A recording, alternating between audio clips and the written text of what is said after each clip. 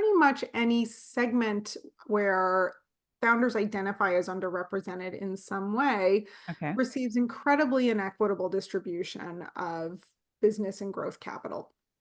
Right? If you look at it by gender or race, that's true. If you look at it by geography or by sexual orientation or military veteran status, neurodiversity, there's a lot of different ways that people can identify as underrepresented, and we don't define that for somebody.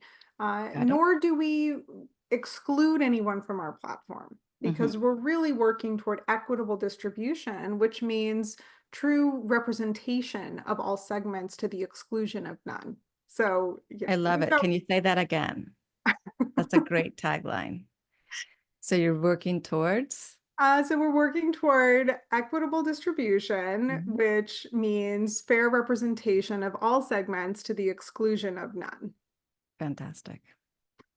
Yeah, so Okay. we've got white dudes in there too, right? Like we're not turning people away.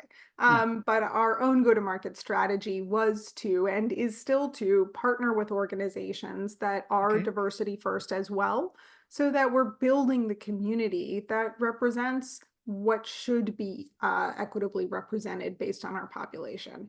Mhm. So let's go into the actual platform itself. It is a platform, right?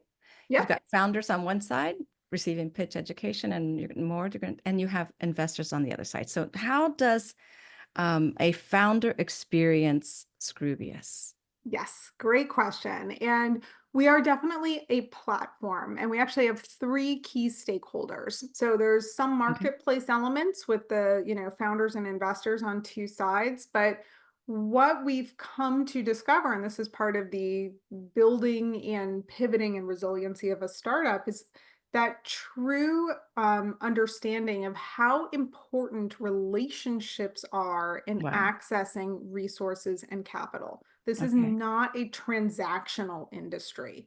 And so the third key stakeholder here are service providers and program partners.